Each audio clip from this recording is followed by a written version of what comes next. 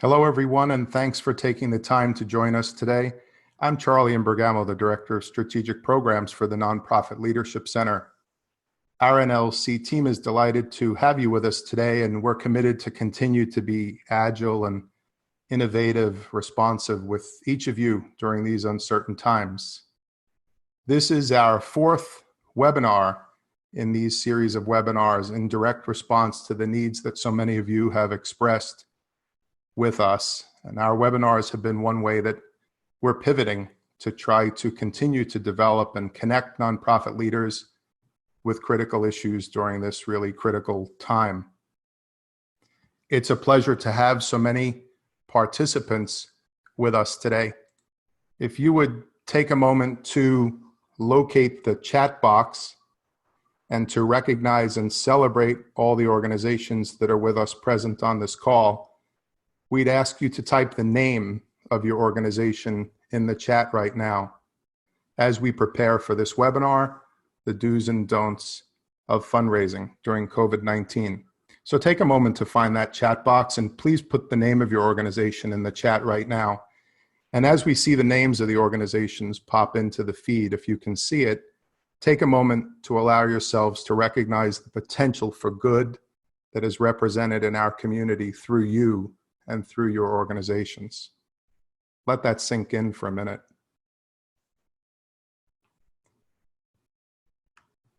We're really fortunate today to have Alyce Lee Stansbury with us. In addition to Alyce Lee's years of experience helping nonprofit leaders and boards to plan, and the executive directors to plan effective fund development strategies, her work has taken her around the state to support organizations, individuals, board members, boards large and small. She's a master trainer. She's been part of our training team for a number of years at NLC. And then in the next few weeks, she'll be bringing her expertise to our virtual classroom. Alyce Lee is a fellow certified fundraising executive and is someone whom we consider to be eminently qualified to present this content today and to field your questions. Moderating the call today is my colleague, NLC's program associate, Karina Kletter. We simply would not be able to present these webinars without Karina's expertise and her focus and diligence in supporting this work. She will take us through some of the rules of the road for our call and our time together today. Karina. Thank you, Charlie. And thank you everybody for being here today. So just these few rules of the road: to minimize background noise and distractions, all lines will be muted for the duration of the webinar. The session is being recorded and will be available on our website for future viewing. We warmly welcome your questions. Alyce Lee will be pausing throughout the presentation to take questions, so please type them in the chat box. We'll also have some time at the end to answer any last questions. If you haven't found the chat box yet, go to the settings at the bottom of your Zoom screen and click on chat. We're looking forward to a productive, engaging session, and thank you so much for your participation. Take it away, Alyce Lee.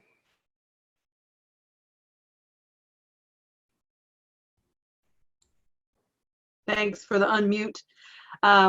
I really love my groovy glasses, but I can't see a thing with them on. So I'm gonna take them off so I can share my screen and see my notes. So bear with me for a second while I do that. Okay, can you see my screen?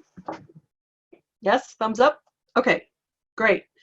Hi, everybody. Thank you for making time to be here. A big shout out to you for all that you're doing right now. I loved seeing the names of your organizations. It really demonstrates the power, the importance, and the impact of the nonprofit sector. So thanks for what you're doing. And thank you to Charlie and Karina and to Emily for all that the Nonprofit Leadership Center is doing. I know you guys already know this, but you're so fortunate to have NLC in your community, making these things available to you. So hats off to them and to you guys. So if you have canceled your event and not sure when or if it will happen, If you are worried that your mission may be eclipsed by lots of other missions that are out there right now fundraising, if you're fearful that your donors are going to forget about you and your sponsors are going to give away all their money to other worthy causes, the good news is you are in the right place. So we are going to talk today about some do's and don'ts of crisis fundraising.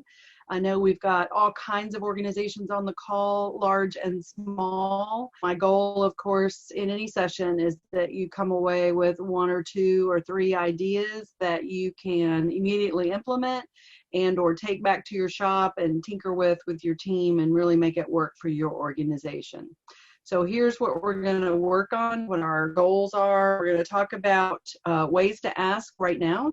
We're going to talk about ways to pivot some of your fundraising strategies, and then we're going to talk about stewardship. I will be taking questions as we go. If we get a ton of questions and I don't have time to answer all of them, I've offered to Karina and Charlie that I will stay on the call at the end and answer as many questions as you have. So for our first little activity here, I'd love for you to find your chat box again and just share your favorite quarantine activity. If you're eating pizza, reading books, which I'm guessing, Karina, that's what you're doing. I'm seeing your stack there. I mean, I'm really intrigued by the stack, so I'm guessing that one works for you. If you're the fan of the quarantini, put it out there. Let's hear it. So, Karina, what are we seeing? What are people saying? We've got biking, gardening, baking, reading, puzzles, ice cream and badminton with the kids, walking. I'm thinking the puzzle companies are making a lot of money right now. Happy hours with family and friends, dog walking, Netflix. Yes, Netflix. Lots of great stuff. Dog walking, great. Well, I will share with you that in the midst of this quarantine, I discovered that my neighbor nearby, I don't know if he's a drummer or he or she is a drummer. Anyway, I was sitting in my office the other day and I kind of found myself kind of doing like this, and it turns out it was the Pink Panther.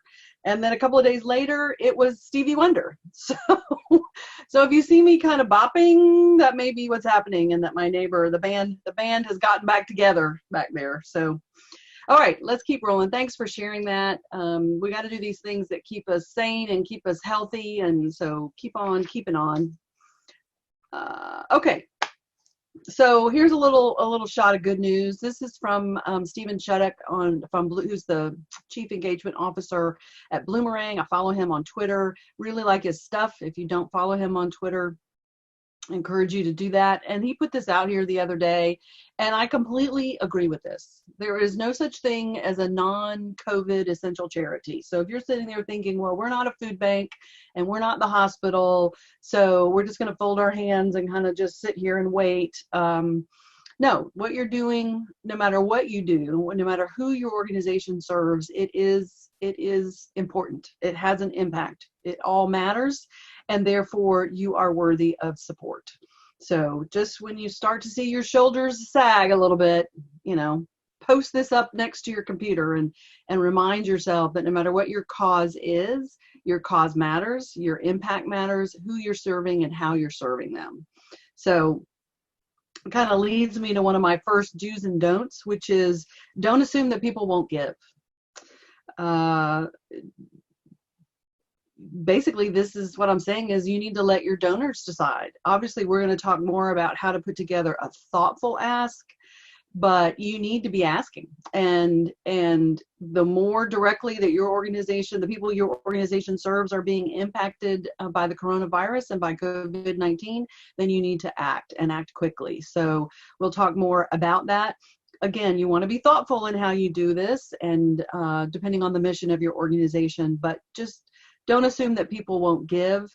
What I'm seeing is just a lot of giving and a lot of grace and a lot of kindness. And if you're not asking for your cause, nobody else will.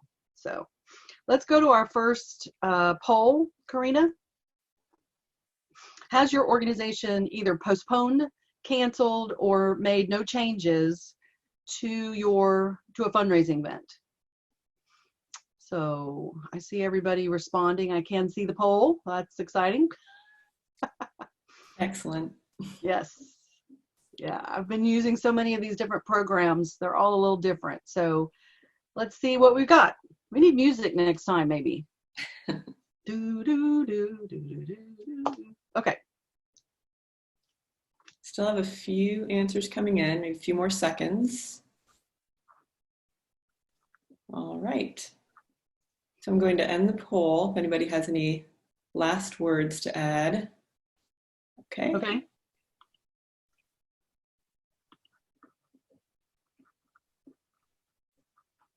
So it looks like we have 49% postponed, 31% canceled, 21% made no changes.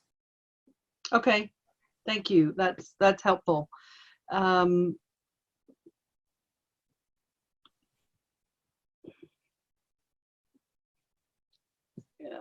If you can stop sharing the poll results, Karina. Sure.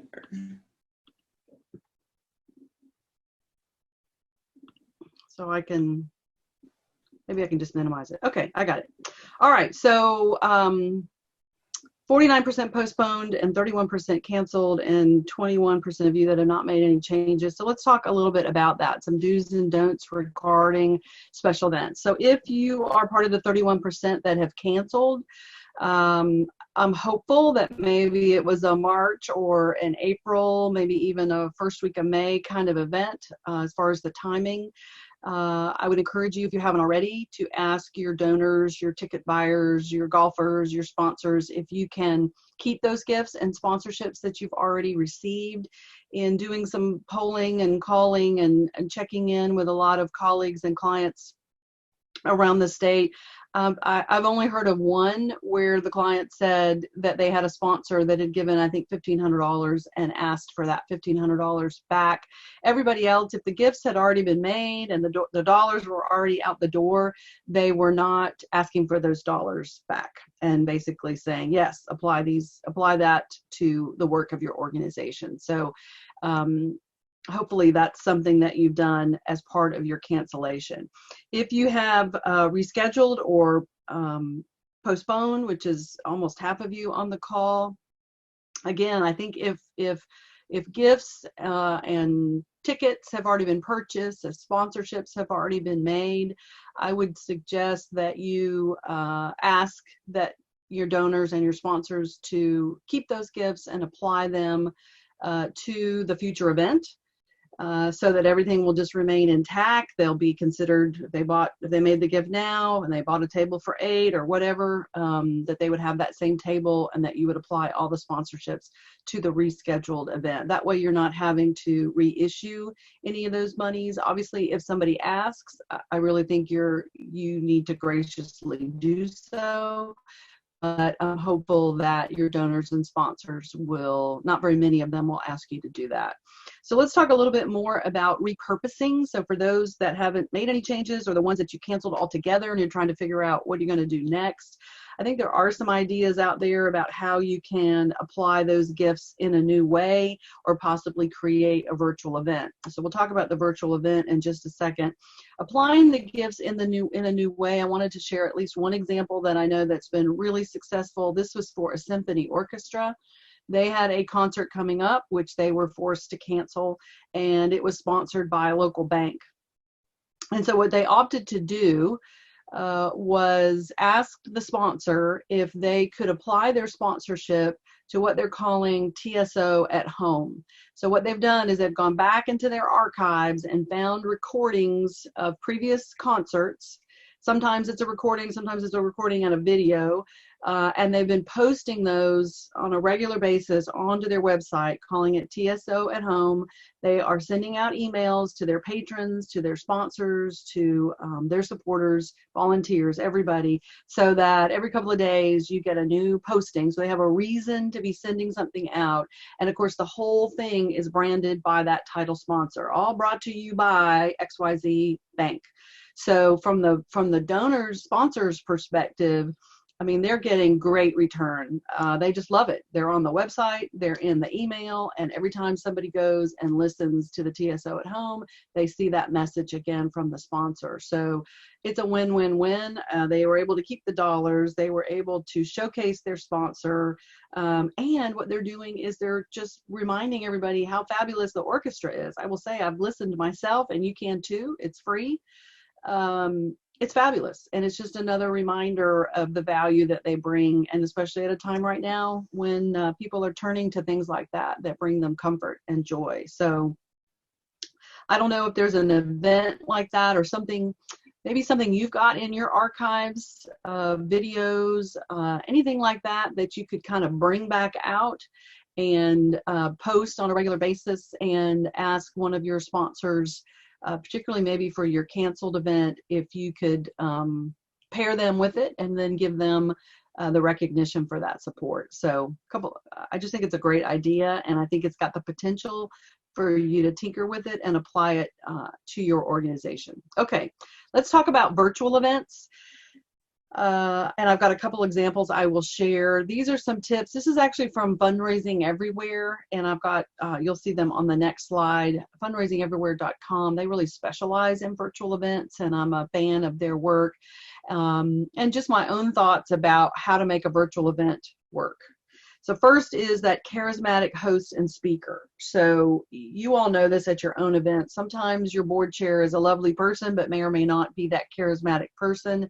If you're doing a virtual event, they've got to be a little bit larger than life, right? They got to be really good in front of the camera and be able to kind of carry off that theme. Maybe you, maybe your board chair, maybe somebody else. So really being thoughtful about who you ask to do that, and probably having more than one. Good sound and lighting so that whatever you're showing, people can see really well and hear it really well. Obviously, if you're doing anything online, you're going to embed a link. You can have it crawling across the bottom. You can have a little icon. A lot of different programs allow you to do it a variety of ways, but throughout the event, you want people to know, you know, click here and make a gift. Click here to sponsor something, whatever it is you're doing. So the other thing that I wanted to say is that I think virtual events give us an opportunity to kind of show people a little bit behind the curtain. I mean, you're seeing them, you're seeing my office, I'm seeing that stack of books that Karina's got over there. This is a time to showcase your staff. So if you have curators, you have researchers, you have your frontline staff, your teachers, your educators, your musicians, your dancers, whatever you've got, whoever they are, this is a time for your donors and your supporters to actually talk to them, meet them, get to know them, see them, and kind of behind the curtain kind of thing. I think it gives it some sizzle and really showcases all the talent that's within your organization, knowledge and compassion and talent. So if you're doing this, you might want to think about offering some kind of incentive if they pre-register, depending on the nature of your organization. Maybe they get invited to something later. Maybe they get invited to come to something earlier than everybody else. Maybe it's a member benefit. Again, it depends on the nature of your organization, but think about what you could do that if you're with us right now, we're going to be together later. And when we are, here's what we want to do for you. So think about that. Again, if you have anything in your archives, either video content, anything that you've done in the past, videos of your teachers, of your students, of your ballet company, of your artist, anything that you might already have kind of in the vault that you can pull up and possibly repurpose, and or if there's something you can be doing now to create some new content. The key there is that you're going to hear, if you're doing a virtual event, you're going to hear that speaker, and then you're going to see a little vignette, and then you're going to hear from the behind the scenes person, and then you're going to go back to the speaker. And so it mixes it up. And from the ones that I've been a part of, it has made it fun and made it flow, kind of like on your own family Zoom calls, when you're hearing from this person, then you hear from that person, and then you hear from this person. It just keeps it lively and fun. Lastly, what I would say is to think about making it free. And when I say free, I mean you're going to go to your sponsors or maybe some of your major donors and ask them to be the presenting sponsor or to underwrite this. You can give them a lot of recognition and coverage for doing that, and allows everybody to log on for free, but yet monies are still being raised. You could even include a match, so that if you give during the event, our great friends at ABC organization are going to match your gift dollar for dollar. So we'll talk more about that. One other thing I want to say is don't try to replicate the in-person event. The best thing about the virtual event is what was the best part of your in-person event, which was the human connections that you were making between the cause that you represent, the people that you serve, and the people that are there. So really hone in. So, picture your event, get rid of the cocktail hour, get rid of the time for the auction. You might have some of that flavor to it, but focus on those human connections and realize that it doesn't have to be perfect. I'll give you a couple of examples. An Education Foundation was scheduled to do, they call it the Schoolhouse Hustle. They had 800 walkers registered. It was a walk, and they obviously had to cancel it. So they had asked everybody to walk at home, walk in your neighborhood. They ended up having over 400 walkers, which they really considered a huge success. They had people posting videos and photos of walking with their neighbors, and were really able to salvage the event and rallied a lot of support around the cause. So they really thought of it and think of it as a win. I also know of a really big gala. This was like a fancy 500 people. They decided to share all the tributes that they had recorded and had made for the people they were honoring. They did all of that online. They got some great media coverage, and then they used the money that they raised for teacher relief. So give some thought to whether or not you can convert your in-person event to a virtual event, and I hope these ideas will be helpful. One last slide that I put in here about the virtual events. These are about the different platforms that you can use. I mean, right now we're on Zoom, but I'm seeing a lot of different live events happening on Facebook Live, on YouTube, on various social media channels, Twitter, Periscope, LinkedIn. I did watch something that was Zoom and Twitch at the same time. I'm not an expert in Twitch, but that's something to look into. You might also want to talk to your tech folks, your website hosts, whoever they are, about whether or not you could stream it live on your website. That's an option. Restream, this is something that gives you the opportunity to stream it once and then it goes on multiple platforms. So that could be a really cool option. And then Fundraising Everywhere itself is also a platform that hosts and streams virtual events. So they're also an option. So that's ones that I know of that I wanted to pass on. Okay, let's go to some good news and keep rolling, and then we'll do some more questions. So if you have any questions, go ahead and chat them, put them now in the chat box, and we'll get to those. So this is a little good news. When all of this started to break, one of the first things I thought about was this research that I knew Penelope Burke had done, going back to 9/11 and hurricanes and just different crises that have happened, right? That donors will continue to support the causes that they care about, even during a crisis. So if they trust you, they will continue to support you. Which is another reason why I think you have every reason and every expectation to put your ask out there. If they trust you, they will continue to support you. This is, of course, the key is telling your story. Your job right now is to tell your story and to connect those people who care with your cause that matters. And the other thing I want to say for any development directors that are on the call, right now, you are the advocate and the voice for your donors and or your members, depending on your organization, in your organization right now. You are their voice at the table or on the call. So as decisions are being made, take that responsibility seriously. You are representing them in the decisions that you and your organization are making. Okay, let's talk about engaging major donors and funding partners. So here's what I want to say. One thing that this crisis has done is it has, because it's eliminated so many of our events and may continue to do so, it's really put the focus on what a lot of fundraising shops and a lot of boards don't like to do, which is asking people for money. And yet now, I think more than ever, this is an opportunity for major gift fundraising, talking to people with the capacity to do more, the ones that are loyal supporters of your organization and your funding partners. That could be a foundation, a corporation, whoever that is. Now's the time to be communicating with them personally, which if you haven't already done so, this is, of course, an important role for the CEO. This is also a great way to involve your board chairs. So if you're, wondering, what can I do with my board members? How can they really be helpful? Here's where they can really be helpful. Even if they're not asking, even if what they're doing right now is just touching base. We just wanted to reach out. We wanted you to know what we're doing. We appreciate your steadfast support.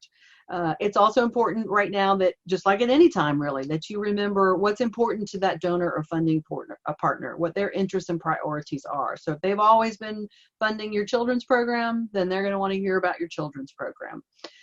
It's also important that you know something about them and about their interests. If it's a company, ask about their employees. Maybe think about ways that you could offer support, value, something to their employees. You're a ballet company, you're an arts organization, you're an environmental group, we'll do a 30-minute, talk to the expert, meet the owl, talk to the dancer, anything you can do. I think right now people would really appreciate, and you could do that with your major donors and with your funding partners and sponsors. So one idea when you are ready to ask is to think about asking them to extend what they're already doing. Now, I know you probably would like more, but right now people are stretched and they don't know where this is going to end. And so if they've been giving you $10,000, I think the first, probably best ask is, would you extend that support? Would you renew that support? If the grant was running out or the gift ran until June, would you consider doing it now rather than waiting until when you normally make your lovely gift in June? So think about that. Love the idea of a match or challenge where you might, let me back up. When I'm talking with donors and philanthropists in my work, I hear it all the time, and corporations and foundations. They all want to be one banana in the bunch, not the only banana. So if there are ways that you could combine some of those, that with the support of this one and this one, every gift that people made will be matched dollar for dollar. If your board would consider that, in combination with our board and our great friends at so-and-so and so-and-so, or the generosity of these three donors, we will be matching all contributions that come in right now or respond to this appeal or this campaign. So think about that. And then I also think it's appropriate to ask for that impact gift. And by that, I mean anything you're doing to increase your digital capacity, anything you're doing to maintain services right now, what you're doing to respond. I think you can certainly ask for that. As part of your ask. I wanted to drop this slide in here about donor advised funds. If you have donors who have given to your organization in the past by awarding a grant from their donor advised fund, now is this is a great way for people who have donor advised funds to make a gift. And there's a couple reasons why. One is the monies are already in their fund, right? And they've already made that gift to the fund. The only thing those dollars can be used for is charitable gifts. They've already received the tax deduction. So at this point, what they can do is recommend grants in various amounts. Now, some community foundations and Fidelity and others have a minimum. So you might need to check into that, but it's an easy way for people who already have donor advised funds to give to you right now with money they've already set aside for a charitable purpose. So now's a good time to research, number one, in your database. Have we gotten any gifts from anybody through a donor advised fund? Number two, are there any of your supporters who have funds at your community foundation that you could look at? Any of your trustees, your volunteers, your major donors, anyone that maybe you'd forgotten they had a donor advised fund. This may be a way for them to support you right now in ways that that make it easier for them and allow you to receive a gift right now. So just a suggestion. I dropped in a slide here about capital campaigns. This has come up on quite a few of these calls. Obviously, we could do a whole call about capital campaigns, but this is very similar to your major donors. Keep communicating with them, stay in touch. This is a great role for board members. Obviously, revise your plan and timeline. This is a good time to be doing some homework on maybe that ask you wanted to make that you didn't have all your ducks in a row, didn't have all the information that you need. Most campaigns that I'm familiar with and I'm talking to, they are delaying their asks right now. And then they want to be ready basically to kind of hit the ground running when the crisis is over. So staying in touch and doing it in a very personal way. This includes not only people who have given, but if you've had folks that are in the queue or that you've been talking to and they were kind of moving towards making a gift but haven't committed to the project, haven't made a pledge, include them in that list of who you're staying in touch with and reaching out. Keep that communication going. Okay, and I'll do 2 more slides and then we'll take a break for questions. So this is interesting. This is kind of wearing your prospect researcher hat. Which is who's doing well right now. So this came from Helen Brown. I have her contact info on the next slide. This is just a reminder that there are companies right now that are doing well in spite of or in light of the coronavirus situation. So my question is, do you have these businesses or companies in your community? Do you have board members, volunteers, emeritus board members who work there, who are retired from there? And may have some inroads into requesting a grant or a contribution. Here's an additional list. Data centers, private jet companies, FedEx.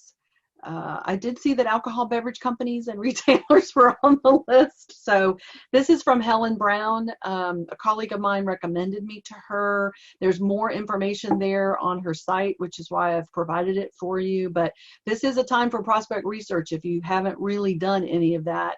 And so if you got a techie, a data person, a researcher, somebody on your staff that's really good at this, and they're working from home right now, this is a great task for them. And to think about maybe people and organizations and companies you hadn't thought about before. All right, let me pause there and see what questions we have. Karina? We have one question so far. It comes Okay. from Christine. Christine asks, how can we offer a fun celebration without seeming like this is not a serious time?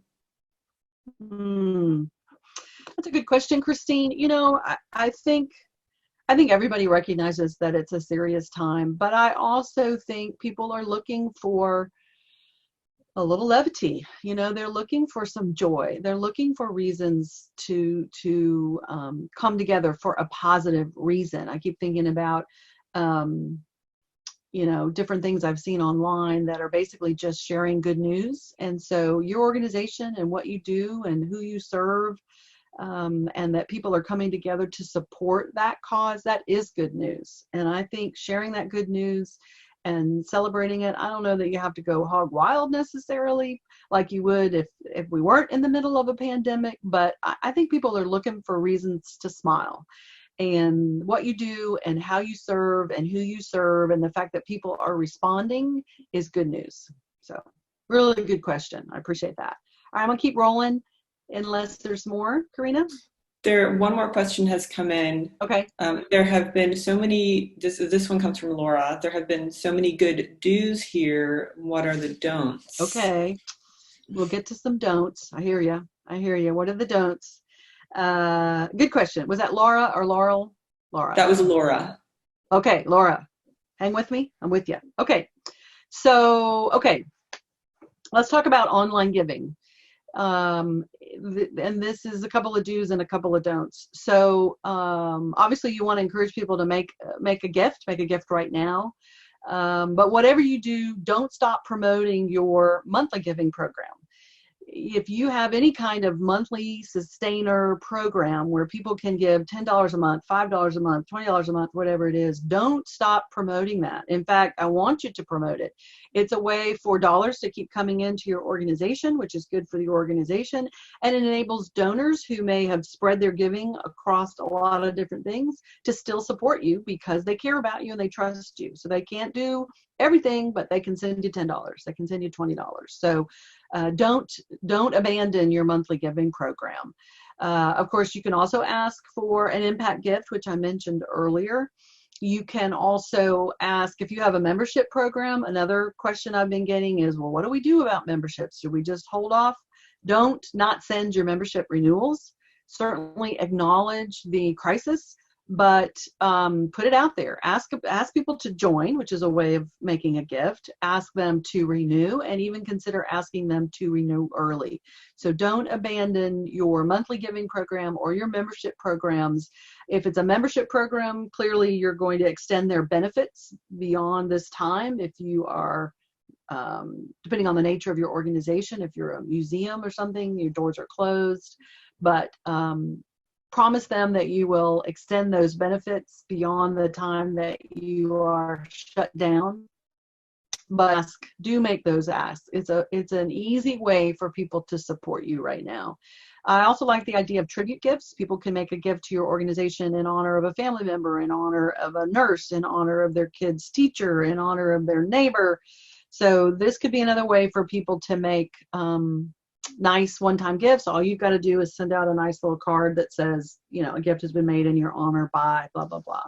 So I'm open to other ideas that you guys might have about that, but I think there are some do's and don'ts on that. Another do is, this is another way that you could use and leverage corporate support or a matching donor. They could match all these gifts. They could match every tribute gift. They could match every new member that you get. Every renewing member, anything like that, where they get visibility and recognition by your donors for matching the gift, and you get 2 for 1. So, and donors feel good about 2 for 1 as well. Okay, let's keep rolling. We'll talk about direct mail. Definitely some do's and don'ts here. So, if you're thinking about a crisis appeal, you're thinking about sending out a letter. First of all, do send it. This is not the time to not ask. Again, do it thoughtfully. I would suggest combining direct mail and email, which is what I recommend anytime that you're using direct mail and email, because it helps you reach multiple generations. You do need to acknowledge the crisis and then focus on why your organization matters and how the people that you serve have been impacted by the crisis. Right, you're helping your donor make a difference. I wanted to mention kind of a golden oldie. This goes back early to my fundraising career, called the non-event event. You all might remember this, where you design your invitation to the gala, to the Caribbean party, to the Kentucky Derby party, whatever it is, right? And when you mail it out, you ask people not to come. We're inviting you not to come to the Caribbean party, not to come to the spring, summer picnic, whatever it is. Instead, we're asking you to, instead of buying a hat for the Kentucky Derby party, send us a gift. Instead of paying for the babysitter, send us a gift. Instead of buying your picnic lunch, and picnic if you want to on your own lawn, but send that gift to us. So this is a good opportunity for you all to be really clever. For those canceled events, if it was a really clever theme, you might could pick that up and repackage it in your direct mail campaign. I have one client that they had canceled their event, but they had already bought all the stuff. It happened to be a Caribbean party, all the tchotchkes. And so they decided to tuck some of those, I think it was I don't know what it was, little palm trees and Caribbean stuff, and they put those in the envelope.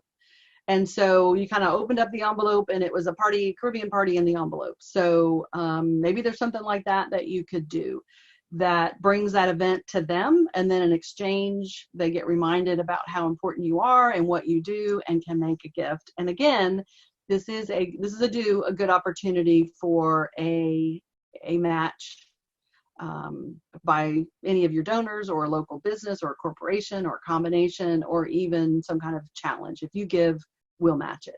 So I think there's a lot of opportunities there in direct mail. And so let me go to this next one, which is a don't. Here's the big caveat. Don't talk about the needs of your organization. And I know that's easy to say and hard to do because right now that's what you're totally focused on. You have to focus on who you serve and what they need and why you're serving them. So for example, rather than saying, help us provide food to frail elderly who rely on us to do this for them, you would say, help provide food to frail elders. So even though you guys are the conduit in between that, the focus of your ask is on the donor who has the ability to give and what's going to happen on the other end. In that process, they are supporting your organization, but what you're talking about is who you serve and what their needs are and how the donor can help and be the hero in that situation. So here's another no or don't, no jargon. This letter, this appeal needs to sound like you're writing it to your mother, your grandmother, your favorite aunt, your best friend. Very heartfelt, lots of white space, no jargon, no on behalf of the board and the staff, and no, none of that, none of that. Just a heartfelt personal letter. These are unprecedented times and we need your help, or the people that we serve need your help. Okay. Let me share this one. This is the whiny donor. This is whiny. If you guys don't follow the whiny donor on Twitter, I would encourage you to do that. It's a really helpful reminder of what donors see, feel, and experience. This is something she posted in the last day or two. So she got a letter that said, this is not like any other appeal you've gotten. There's no story of a person or a family in need described here. And then whiny goes on to say, it was refreshing. I don't always have to have that emotional vignette. I know we're in an emergency that requires a response, and I responded. So I don't know that she's the only person that might think that way. So again, if you are not on the front lines in the mission work that you do of this crisis, don't feel as if you don't have a compelling reason to ask. You do. And if you don't ask, you know what happens. You don't get. Okay, let's do another poll. Do you know your lapsed donor rate? Do you know your lapsed donor rate? If you're a membership organization, do you know your lapsed member rate? You could do that too.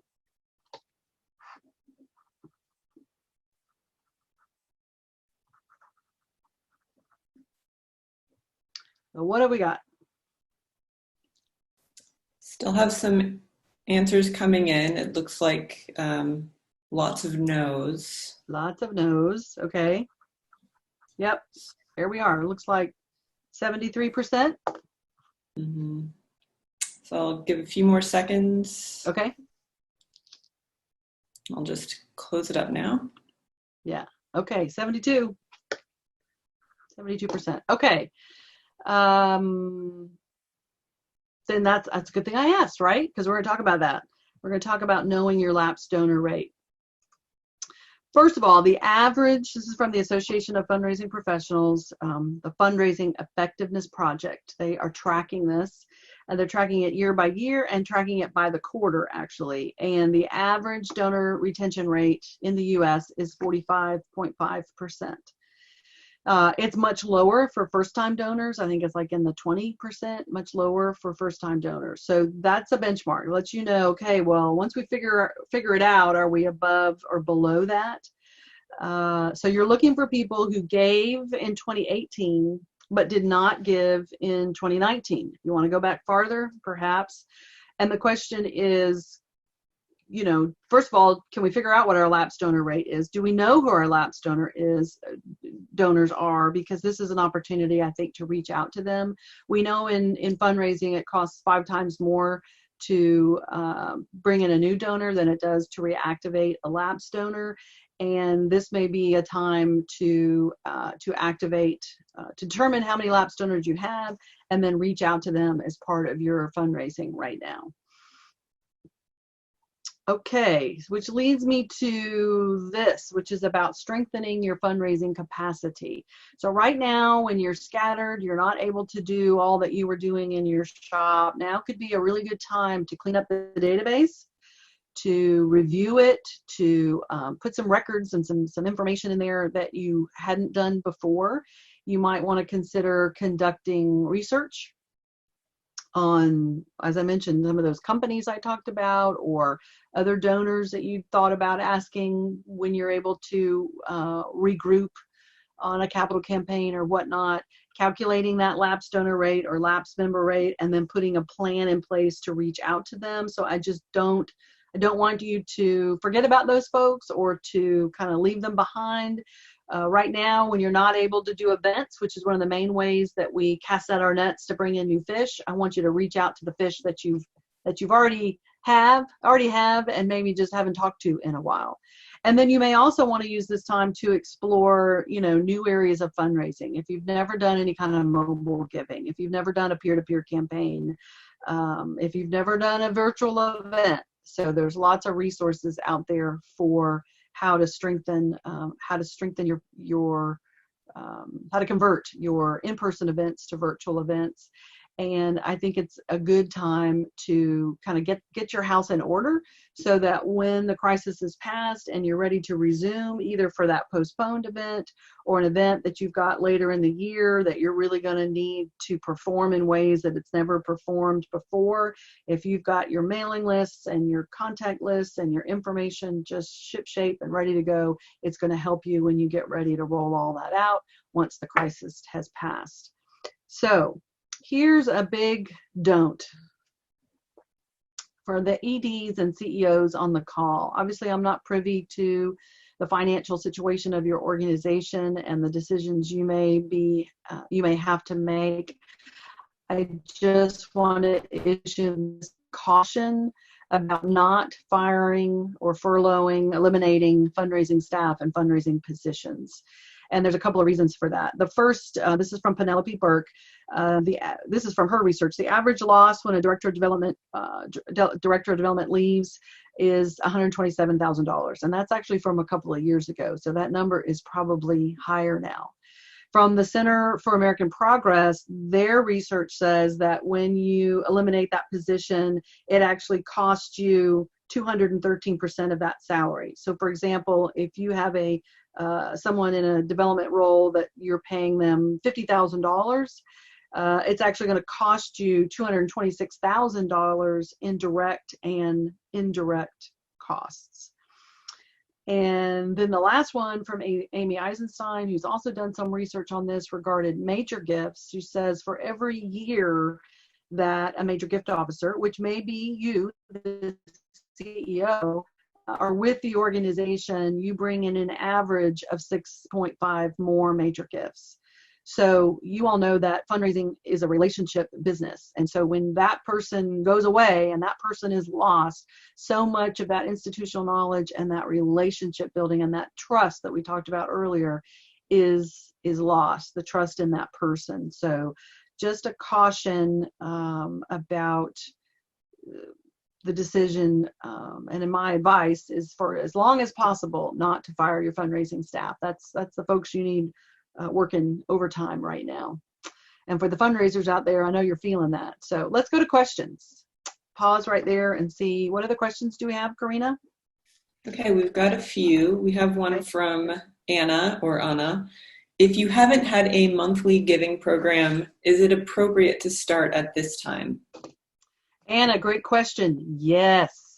If you've never had one, now's the time. Put your team together, come up with a clever name, figure out ways that you can do something special for those people, some benefit, some event that they get invited to. Maybe your monthly donors attend something in the future earlier than everybody else. I mean, you guys are better at that than I am, coming up with what you could do to thank them. But absolutely, yes, because it's a way for people to keep giving to you while they're keeping their jobs, while they're helping their employees, while they're homeschooling their kids and supporting their teachers. So knowing that people are giving in a lot of different ways, I can still give to my favorite nonprofit that I value so much, and I can send you $10, $20 a month, which is more doable for me as a donor. So great question, and it's a definite do. Okay, another question we have from Jim. Jim asks, do virtual auctions work? Do virtual auction? That's a good question, Jim. I gotta say, I'm not a total fan of the virtual auction. It doesn't mean that it can't work. I just think it's well, let me back up. When people have been doing online auctions as a precursor to their in-person auction, it's a ton of work, right? You got to collect the items. You got to photograph the items in lovely ways in order for people, because now they're going to be seeing it. They can't touch it. They can't look in the basket. So how you present it's got to be really good. So they're going to want to bid on it. I mean, I do think people are wanting to support the organizations that they care about. So they might do that. I think the bigger question is, what are you auctioning? Because so often it's services, it's restaurant gift certificates, it's a trip to Italy, it's things that people won't be able to take advantage of. The businesses may not be able to honor them. So I think it's a challenge right now, and I'm not sure that it would be the first option that I would recommend. Really good question, Jim. Thank you, Alyce Lee. We've got a couple more. Christine let's do asks, one more, and then I'll probably move on, and then I'll take more at the end. Okay. Christine asks, could we host a mini event on the originally scheduled date and share how last year's funds helped our organization? Yes, Christine, gold star to you. Absolutely. So your event was going to be May 1st. You put something together on it May 1st. You invite them to virtually come to your event. Instead of a 4-hour lovely something, it's a 1-hour mission-focused, mission-centric time to feature what you're doing, how the people you serve are being impacted, and to thank donors. You know, to tell people, thanks to this company and this person and this family that made this gift and did this and provided this. Absolutely. I think that's a really great idea. It's a feel good. It will connect you and your supporters and your volunteers. And I think people will tune in. And I think if you can tie it into that event that you were going to have, and then remind donors the impact of what they gave before. And we're going to talk about that stewardship before we wind up. So in fact, that's a great segue into our next poll. So thanks for that, Christine. That was spot on. So last poll question. Does your organization have a written stewardship plan? Do you have a written stewardship plan? Yay or nay?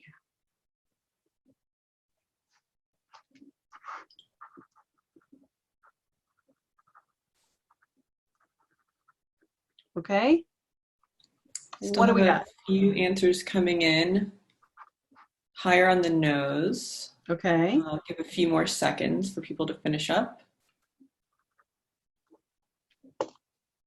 Okay. Looks like about 65 to 66% no. Okay. So this is going to be a definite do.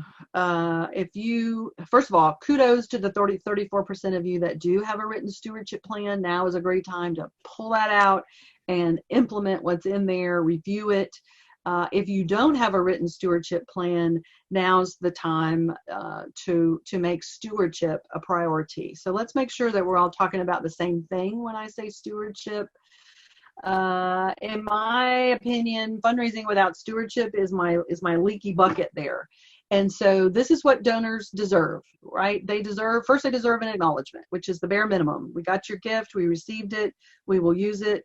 This is the minimum. Here's what I want to say. If you haven't already, you need to write a brand new letter that acknowledges what's happening, that is heartfelt, that is as little bit of jargon as you can possibly do. So on behalf of the board and the staff, nope. Dear Alyce Lee, you made our day. You are making it possible for this to happen. Start with the word, write a new letter. Appreciation. This is the calls and the notes and maybe a thank-a-thon if you haven't ever done anything like that. So if acknowledgement is the cake, appreciation is icing on the cake. This is also a great role for board members who are maybe at a loss for how they can help from a donor stewardship and fundraising standpoint. So this is something they can do. So calls, notes, and ways to let people know that you really do appreciate their support. Recognition, I think when people think of that, they think primarily of public recognition, but private recognition is also important. When you think of someone and remember to call them, that's a form of recognition. When you reach out to ask their opinion, to poll people, I mean, anything you're doing like that behind the scenes, each one of those acts is a form of recognition. It's private, but it is a form of recognition. And now is a good time to leverage that and utilize that. And then stewardship itself, in my way of thinking, stewardship is reporting on results before you ask again. So going back to Christine's question, talking about what you did with the money you raised last year, the money that they gave last year, and how that has transformed lives going forward. Reporting on results before you ask again. So all four of these really need to be in your stewardship plan. And the reason I say written is because when it's written, it's more likely to happen. It has some more substance to it. And then you can share it with the staff and with the board and say, okay, team, here's what we're going to do. So I think it really gives it a lot more validity, and therefore kind of increases the likelihood that it's going to happen. So don't stop sending notes and calls, and don't send the same letter that you've been sending before all this crisis happened. Do let your donors know how much they mean to the people that you serve, what their gift means, what they make possible, that they are the hero of the story. So a few more questions and then we will wrap up. I also had a couple of other ideas to share. Are there any questions, Karina? Yes, we do have two more questions. Okay. The first comes from Frederick. Frederick asks, how can small organizations, such as a staff of 10, leverage their at-home situation to raise funds, especially considering only one or two are accustomed to fundraising? Yes, that's a really good question, Frederick. Well, I think some of it is putting your team, putting somebody on the research part and the prospect research part and maybe the database management part, so that you really know who you have to ask and maybe who you've forgotten about. That's one idea. I think putting together a virtual event is a strategy for your team to consider. A monthly giving program, anything you can do where people can give online, so they can make a monthly gift, putting that together or rolling that out, working with your PR folks, your marketing person to promote that in your social media. Having one or two, probably you, if you're the CEO, focused on individual giving, reaching out to your most loyal donors, the folks that have consistently given over time that might be willing to make an outright gift, getting that direct mail appeal in the mail with a heartfelt ask. So I was talking with a colleague. They are a staff of 5, and the way that they've been actually a client, they had a special events person and a database person and a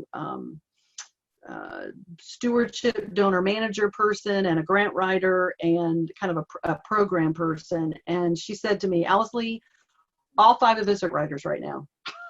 We are all grant writing. So she happens to be in Albany, Georgia, which is one of the hot spots for coronavirus. And so they're all writing grants right now. So that's another way to possibly redirect some of your staff. I mean, your people, Frederick, and what their skills and talents are, but between all the things we've talked about, maybe having them work on one of those ideas. And I think grant writing is a big one as well. Good question, really good question. let me share a couple of ideas, and then I'll take a few more questions. A couple of things I've heard about that I wanted to pass on. The idea of partnering with your vendors. So let's say you always use a bartending company or a local restaurant to cater your event. Now would be a great time to reach out to that bartending company and say, let's come up with a creative cocktail, and we'll host a 30-minute something or a 1-hour something for our donors or for our members, and we'll make the cocktail, and we'll maybe tie the theme to your event theme. Or if you have, you're an art organization and you have French art, we're going to do a French cocktail. Really let your creativity flow. But I know of one organization that's doing that. The bartender, of course, bartending service was thrilled because they're not working right now, and we're really happy to go all out in doing that. Same with some of your restaurants and food companies that you work with, doing cooking demonstrations and all kinds of things that you can use to provide value to your supporters. Another example, a museum and a lighthouse. They've actually had staff climbing the tower at least twice, sometimes 3 times a week, with their cell phone and going up to the top and recording the sunset and broadcasting it live as a way to say hello and a way to say thanks and provide value to their community and to their donors, which is just, I think, a perfect thing for them to do. There's not a camera already up there, so somebody's climbing up the lighthouse and doing that. So I just love those ideas. I wanted to share them. I think we're just about out of time. I just want to say that right now I think small things are making a big difference. And I think this is an opportunity to ask in ways that you've never asked before, to personalize that as much as you can, to connect directly to who you serve, and of course to thank people in creative and thoughtful ways. I'll end with, a fundraiser stood at the heavenly gate. His face was scarred and old. He stood before the man of fate for admission to the fold. What have you done, St. Peter said, to gain admission here? I've been a fundraiser, sir, for many, many a year.